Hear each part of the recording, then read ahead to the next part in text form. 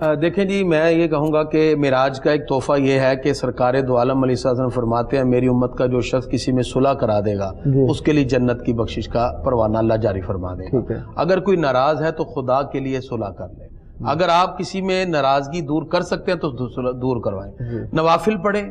صلاۃ التوبہ پڑھیں۔ آپ کہہ رہے ہیں انفرادی و گھر کے اندر استغفار کی کثرت کریں، سب بیٹھ جائیں، استغفر اللہ کم از کم پڑھیں، دو نفل توبہ کے ضرور پڑھیں۔ اس کے علاوہ چونکہ یہ اجتماعی طور پر ہمیں توبہ استغفار کی ضرورت ہے، اللہ تعالیٰ قوموں کو مٹا دیتا ہے کہ جب وہ نافرمانی کریں، فرمایا ہمیں تمہاری ضرورت نہیں، ہم اور لے آئیں گے۔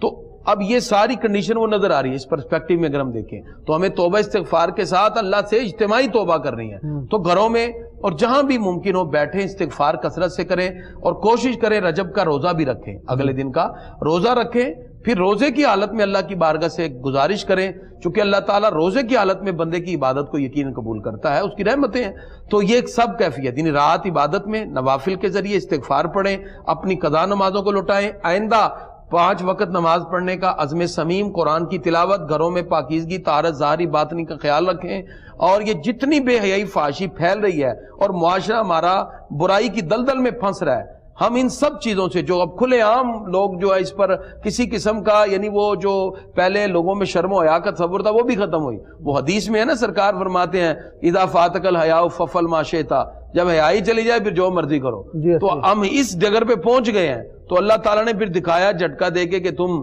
جس مقام پہ پہنچو ذرا پیچھے آ جاؤ، ہم تھوڑا سا لوٹیں، استغفار کریں، اور انفرادی اجتماعی عبادت کے ساتھ رات ساری اللہ کی عبادت میں گزاریں، اگلے دن کا روزہ رکھیں، رب کی بارگاہ میں سچے دل سے معافی مانگیں، استغفار کریں، انشاءاللہ اللہ تعالیٰ معاف